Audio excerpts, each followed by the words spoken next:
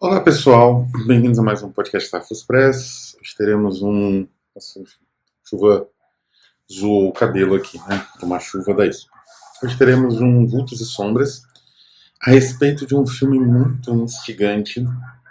Eu falo do filme Hard to Be a God, né? Temos uma análise dele interessante, mas uma apresentação, na verdade. Hard to Be a God é um filme de Alexei German, ou German, enfim, que é um diretor soviético, na verdade. Ele fez filmes ali desde os anos 60, 70. É de uma geração mais ou menos contemporânea do Tarkovsky, talvez um pouco mais jovem, não é? Então, provavelmente ele é de uma geração um pouco mais jovem do Tarkovsky, né? Mais ou menos da mesma época, talvez uns 10 anos mais jovem, que é uma geração do cinema soviético dos anos 60, 70, que é um período muito interessante, muito original, um pouco menos conhecido que o período mais heróico, né, dos anos 30, 20, 30, final do cinema mudo, né, Eisenstein, Budovkin, e outros, né, Kozintsev e outros tantos, né, mas é um período muito interessante, igualmente. E o German, ele trabalhou com sátiras, né, sátiras do cotidiano, com um conteúdo político, ou digamos assim, de crítica ao sistema soviético. Lembrando que é um período que é o período pós-Khrushchev e pós-Stalin, né? Era um período que é chamado assim da, digamos, estagnação, né? Sucessivos líderes tentando retomar, né, digamos assim, os períodos mais áureos da União Soviética e não conseguindo, né? Então, por conta da estagnação econômica. Enfim, foi um período crítico, né, do ponto de vista econômico e também tecnológico da União Soviética, mas o cinema foi muito rico, né? Então, era um cinema de sátira, às vezes um cinema que pegava muito o drama de guerra, que era um dos preferidos do governo, né? E conseguia fazer subversões. Outro gênero que o governo apreciava, de certa forma, ou pelo menos era autorizado, talvez por conta de ter passado muito tempo e ninguém ter censurado, era a ficção científica. Existem algumas teses, algumas teorias de que a ficção científica era o único tipo de narrativa fantástica, seja cinematográfica, seja literária, permitida pela União Soviética. A União Soviética não admitia o terror, embora no início do regime soviético existisse narrativa de terror, inclusive terror gótico, como Mestre e a Margarida. Tem um grande autor russo chamado soviético, Alexei Remizov. Ele trabalhou com elementos de fantástico grotesco, sinistro, não é? Havia um gosto muito peculiar no início da Revolução, até os anos 25, né? Por uma espécie de gênero que é a diablerie, é um gênero francês de sarabandas diabólicas, né? Teve uma influência grande no cinema, né? Haxan, por exemplo, tem elementos de diablerie, né? E o próprio Mestre Margarida tem, né?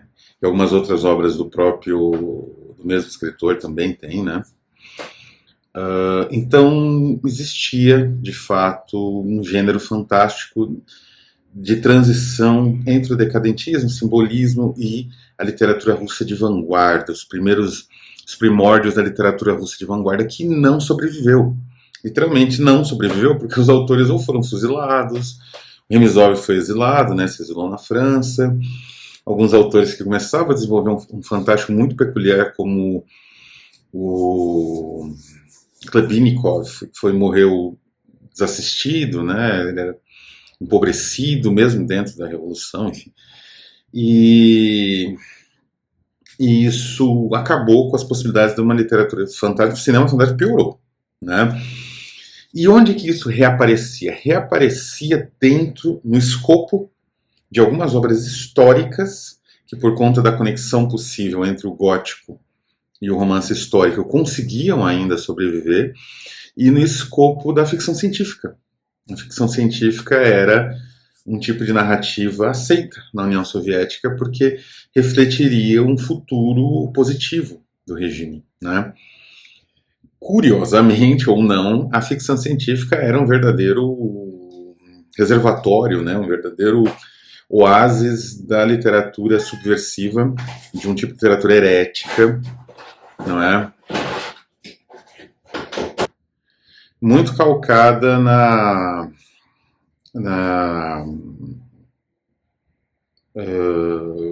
uma visão irônica de futuro, né? Na possibilidade de você estar falando de aspectos do regime, mas às vezes com disfarce, né? Algumas narrativas aí, eu comentei, por exemplo, do leste europeu também, né? Então, um autor grande como Stanisław Lem tinha o mesmo procedimento dos irmãos Strugatsky.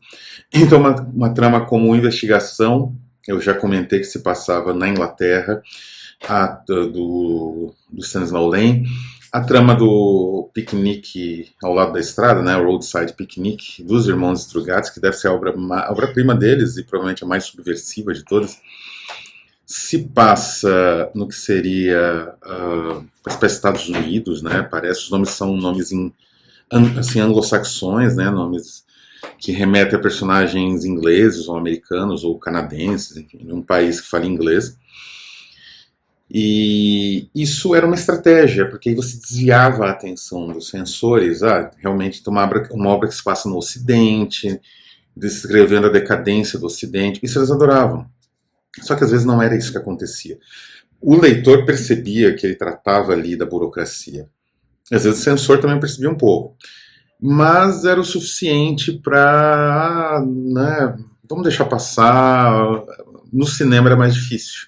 Tanto que Stalker teve muitos problemas de feitura, inclusive sabotagem, né, para ser feito. E aí a gente chega então no nosso Difícil Ser Deus. O nome cinematográfico, né, o nome da adaptação dessa de 2013 é Difícil Ser um Deus, é meio bizarro isso, mas o título é idêntico, em russo impronunciável, né, não vou nem tentar falar. Tem aqui Trudno Bitbogun, não tenho ideia se é assim que se pronuncia isso. E já vou falar da edição brasileira, que tem uma história triste, né? Mas o que acontece? Esse filme ele é inacreditavelmente inventivo e ele é inacreditavelmente visionário. Vamos entender como é que foi isso. Ele começou a ser filmado, eu comentei, no ano 2000, embora, em conversa de bastidores, aparentemente o diretor quisesse adaptar ele desde 64, né, o ano de lançamento, né, esse romance é de 64.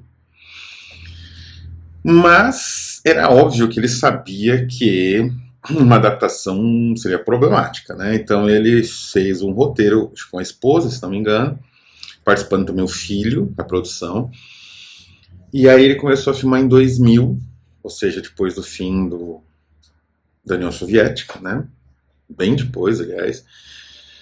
E ele optou pelo seguinte: a fotografia é um preto e branco belíssimo, extremamente contrastado, tem um impacto muito grande de claros e escuros, às vezes assim, um escuro muito denso, e você tem uma claridade prateada lindíssima. É um contraste muito poderoso, reminiscente do expressionismo, evidentemente. Eu não me recordo o nome do fotógrafo, vou até ver se eu consigo achar aqui no IMDb. Não é o fotógrafo do filme. Realmente não me recordo o nome, né? Mas é sensacional esse fotógrafo. Agora você tem que pagar, né, para ter a informação completa. Então, infelizmente, não dá, né? Pra ter que pagar não vai ser possível. Né? Então, ele tem esse preto e branco expressionista. E a maneira como ele é filmado é muito singular. Pelo seguinte, eu consegui abrir aqui, vamos ver. A fotografia é de dois fotógrafos, Vladimir Ilin e Yuri Klimenko. Realmente é um trabalho dificílimo de fazer. Tá? Por quê? porque a forma como ele foi montado é muito única, não é? O romance, talvez seja importante entender um pouco a história. Eu já fiz um vídeo sobre esse romance. Foi uma das minhas grandes leituras uns 2 ou 3 anos atrás, em 2023, 2024. É um livro sensacional, né? Eu recomendo a leitura. Como eu falei, vou falar da tristeza que dá a edição brasileira. Mas é um livro que é assim, rápida sinopse. São 27 cientistas enviados para um planeta chamado Arcana. Nunca fica muito claro se nesse planeta você tem uma realidade alternativa da Terra, talvez, como a Terra-média ou a Terra do Game of Thrones, né? Não se sabe. Aliás, não a Terra-média, mas o Game of Thrones com certeza ele deve ter lido isso, né? E esses 27 cientistas são da Terra. A Terra encontrou o paraíso. Vive uma utopia socialista, óbvio, né, para poder passar, e muito avançado em todos os termos de sociologia, antropologia, ciência, medicina, inclusive em termos de combate, não é? Seja com arma, seja corpo a corpo. Então, é uma sociedade avançadíssima que visita esse planeta Arcana para estudar. E nessas visitas, os cientistas, eles se disfarçam de nativos do planeta Arcana. Mais ou menos o disfarce. É nítido que eles têm coisas que as pessoas de lá não têm, que eles fazem coisas que as pessoas de lá não têm, e é óbvio que eles parecem não ser desse planeta. Isso é muito explorado no filme. É um pouco, é claro, evidentemente explorado aqui, mas no filme tem um toque de ironia nisso que é sensacional. E é óbvio que vai dar merda, não vai dar problema. O problema se dá através de um desses cientistas, que é o Dom Rumata, é o Anton, não é? Porque existe no livro, tem uma coisa que não tem no filme, que é uma moldura, tem um preâmbulo e uma conclusão que se passam na Terra. Fala de Stalingrado, da invasão do exército alemão nazista contra a União Soviética, fala aqui no início. Depois, no final, parece que é num hospício, num manicômio, num lugar de recuperação mental onde está o Anton. Por motivos eu não vou contar, evidentemente, isso é spoiler terrível, mas tem partes bem tensas no livro e é por isso que ele está lá. Enfim, tem essa moldura, né? E essa moldura não existe no filme. No filme, pode ser que ele seja terrestre, algumas coisas indicam, já vou contar, que é uma da primeira cena, tem no trailer, inclusive. Pode ser que não. Pode ser que aquilo seja um delírio, uma alucinação, enfim. Então, essa é a história. E essa história, não é? Ela está dentro de um gênero, na verdade, de uma espécie de construção narrativa genérica, né? Tem um elemento de gênero, que eu pretendo analisar aqui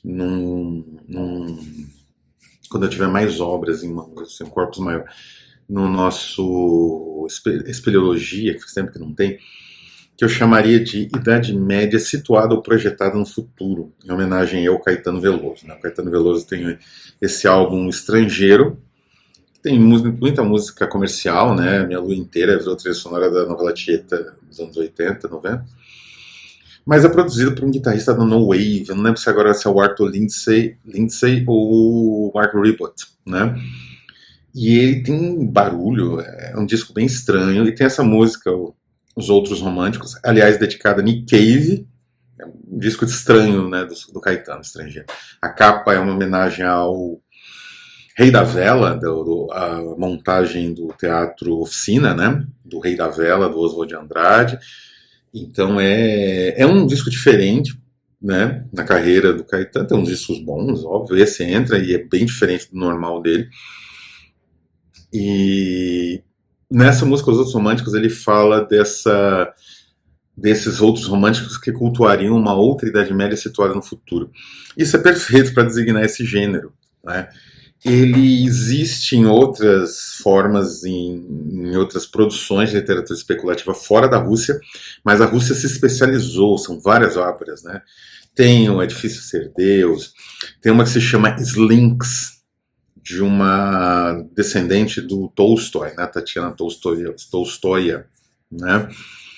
Tem um autor especialista nisso contemporâneo que é o Sorokin, né? O Vladimir Sorokin, aqui é o Telúria, que é uma espécie de Decameron alucinado, distópico, perverso, situado numa Rússia pós-Putin, né? Ou do Putin, né? E então é um, digamos, um subgênero que facilita muito digamos assim, uma representação satírica da realidade, porque ele é quase ahistórico. Quer dizer, isso é uma realidade futura, é uma realidade de outro planeta, então não é a nossa realidade exatamente, ou é. E no caso específico, tanto do livro quanto do filme, tem um questionamento que é absolutamente sensacional, né? Que é aquilo que torna tanto o livro quanto o filme transcendente, para além daquilo que é óbvio. Porque assim, o filme ele foi feito com uma técnica muito peculiar de direção de ator. Os planos abertos que eu falei são lindíssimos, parece prata, a luz é prateada, né? Tem uma reprodução de um quadro aqui, né, do filme aqui no thumb, né, do vídeo no YouTube, é naquele nível, né? O contraste de claro e escuro, os movimentos dos personagens, é tudo muito bonito. Utilizando também uma técnica que vem do Eisenstein, que é essa técnica dos fotógrafos do Eisenstein, né, especialmente do Ivan Terrível, você ter um foco que vai tá ali junto da câmera praticamente, em frente da câmera, com lá no fundão, assim, né, quer dizer, uma profundidade de campo tremenda, né, que o Eisenstein utiliza, né, no Ivan Terrível, por conta de lentes, né, especiais, de grande angular e tudo mais. Também são usadas nesse filme, né? Por outro lado, tem uma influência grande do Andrei Rublev, né? De Tarkovsky. Andrei Tarkovsky é uma grande influência no filme pela, digamos assim, visão de uma Idade Média sem glamour. E é aqui que a gente chega num ponto que é central no filme. Ainda vou voltar na questão essencial que faz o filme transcender, mas a questão central que chama a atenção do espectador imediatamente é que esta Idade Média ela não tem nada a ver com aquela Idade Média do Senhor dos Anéis, a Idade Média imaginária, né? Porque esta Idade Média aqui, ela é literalmente podre, não é? São os personagens, a forma como é filmado, com essas lentes grandes angulares, faz com que você tenha um acúmulo de personagens que estão o tempo todo em cima do personagem central, o Anton Don Rumata, né? O nome dele secreto no planeta, né, o pseudônimo dele no planeta. E ele vive cercado, é um apocalipse de gente, assim, e essas pessoas estão o tempo todo, além de olhando para a câmera como se fosse você, se fosse um deles acompanhando o Don Rumata para cima e para baixo, que a trama basicamente é em cima do Don Rumata, né? Às vezes em ambientes mais abertos, aí a câmera abre um pouco, e aí você vê a beleza, né, do trabalho de fotografia. Mas o Don Rumata é o foco, é o centro, e aí aquela multidão de gente, e aquilo foi filmado meio no improviso, meio no caos, então são planos sequências imensos, né? E essa multidão de gente explorando os próprios corpos e as secreções, como vocês podem imaginar, né? É nariz, é urina, não é fezes, é tudo, não é? Fora alguns próprios muito realistas também de animais, né? Assim, mortos, né? Claro. E às vezes animais vivos. Tem uma hora ali que aparece um jumento, sei lá, com, não é, o órgão ali, não é? Em posição ereta. E assim vai, né? Isso bem na ponta, na frente da câmera, né? Que é essa grande angular gigantesca que eles usam. E assim é o filme, né? E essas ações bizarras vão acontecendo e vão se digamos assim, acumulando, não é? E esses personagens. E o pior é que, apesar desse caos, e essa era a ideia de se fazer o filme assim, provavelmente foi uma exigência terrível em cima dos atores, porque está o tempo todo chovendo também. O tempo todo chove no planeta, né? Então é um aspecto de tudo muito sujo, né? Não sei se é mesmo, mas o preto e branco dá essa impressão meio que fantástica daquilo, mas mesmo assim o aspecto é de sujeira, né? Umidade, né? Tá tudo molhado o tempo todo.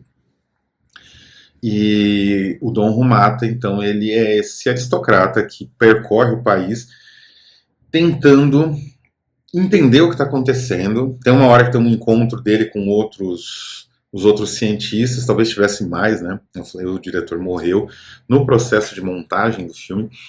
Não sei se tinha mais cenas, enfim, né?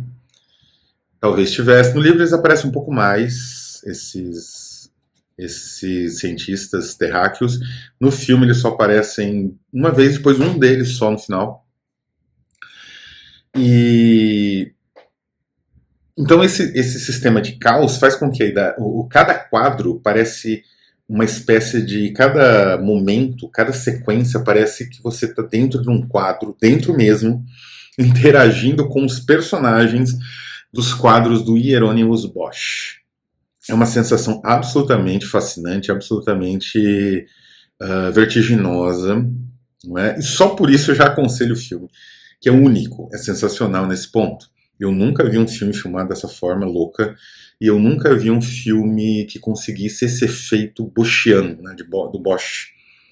Não é? Um pouco do Goya, né, também, Goya, né, por conta desse claro escuro violento e que cria efeitos incríveis, né? Quando você para perceber e pula um pouco essa parte, começa a perceber a maneira como digamos, a câmera vai se deslocando nos planos de sequência, é incrível.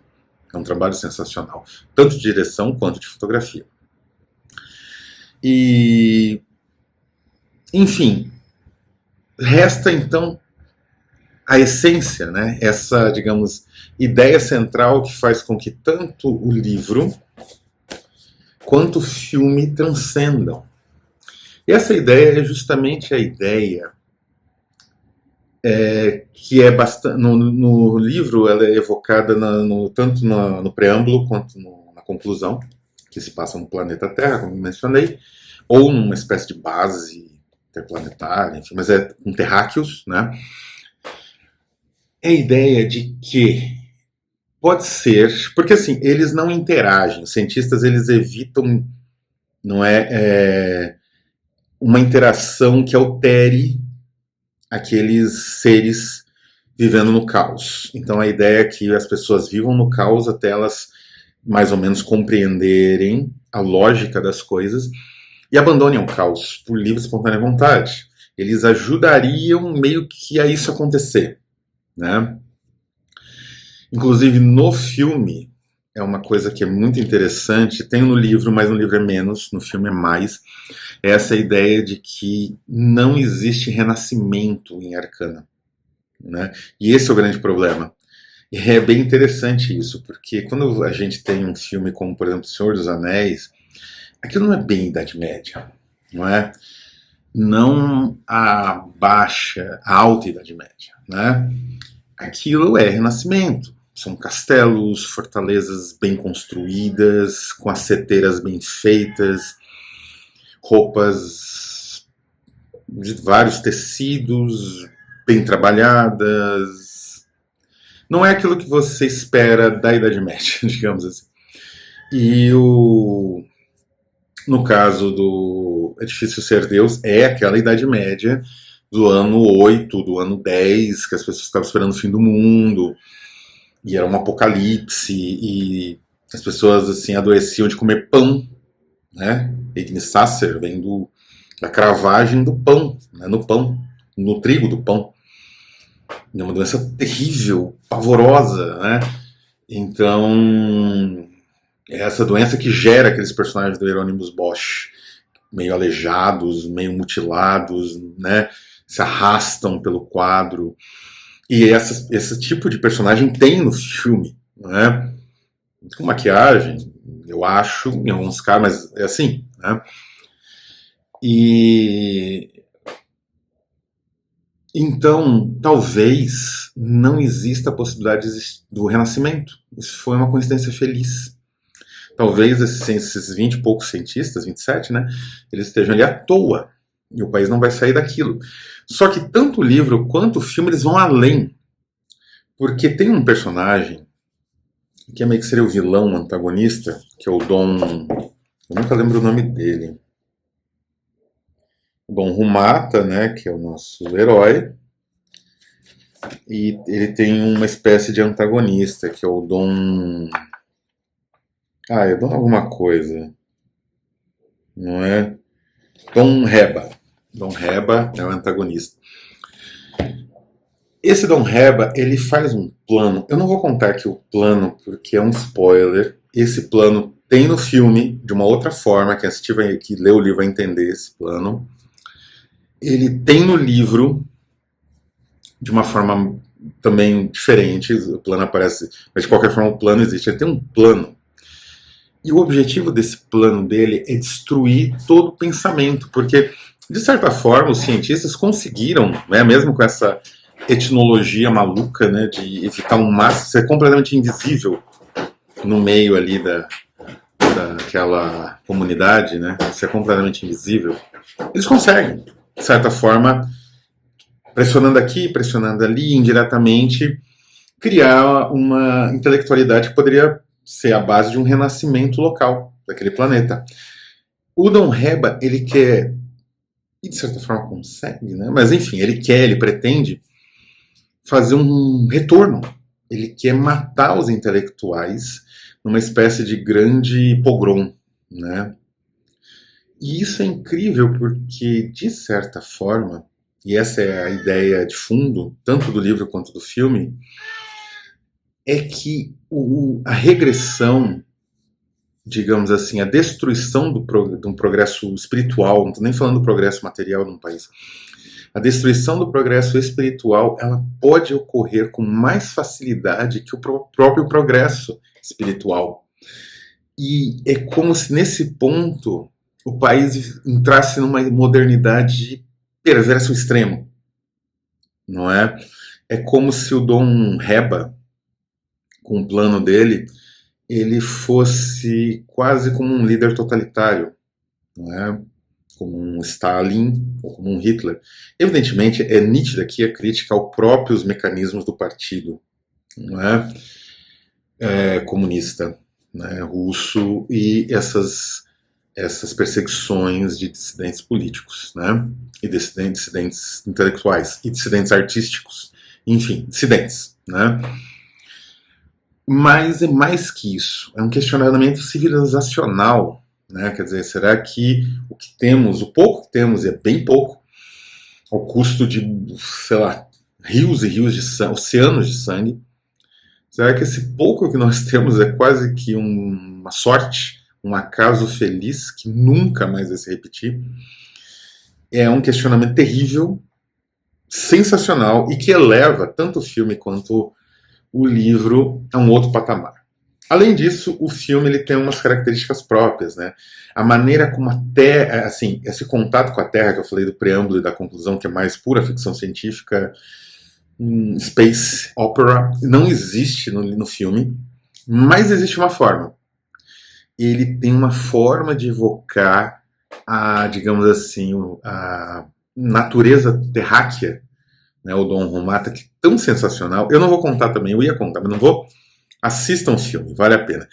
Eu vou linkar no primeiro comentário ou se vocês preferirem ver na descrição do livro, ou deste vídeo, se existe alguma versão em streaming. Eu duvido.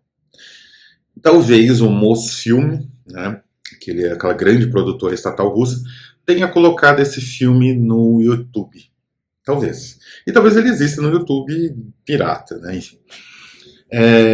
Mas eu recomendo. É um filmaço. Ele não é muito fácil de assistir. Ele é excessivo. Ele é longo. Ele tem mais de 2 horas e meia de duração. Mas se você passa por todo esse calvário, a recompensa intelectualmente falando né, do ponto de vista visionário é sensacional. Recomendadíssimo. Então é isso. Um abraço a todos e até a próxima. Olá pessoal, aqui um recado da pós-produção desse episódio do Vultos e Sombras para falar um pouco a respeito da edição brasileira do Edifício Ser Deus, né? O livro eu mostrei para vocês, né? Ele foi lançado pela editora Rádio Londres em 2020. Tradução do russo, que é excelente porque as primeiras traduções do livro nos anos 70 no Ocidente foram do alemão. Inclusive a primeira tradução americana e inglesa, se não me engano. E foi a tradutora foi Tatiana Larkina. E essa editora Rádio Londres, infelizmente, eu acho que ela faliu, desapareceu, não sei. Era uma editora muito boa, muito interessante, tinha um catálogo excelente e boa parte desse catálogo acabou ficando meio que num limbo. É o caso da Edifício Ser Deus. Era o caso de uma outra obra que eu vou comentar aqui em breve, que é a melhor leitura que eu fiz esse ano. Provavelmente vai ser até o fim do ano. Mas felizmente, nesse caso, foi adquirido por outra editora, os direitos, e aí tem uma outra edição no Brasil, né? Uma outra tradução, inclusive. Mas não é o caso da Edifício Ser Deus. Talvez fosse interessante, né? Solicitar para as editoras que lançam, basicamente é uma que lançou os Irmãos Strugatsky no Brasil, que é a Aleph, né? Então, talvez fosse uma boa, porque realmente é uma obra única. Precisava sair de novo no Brasil.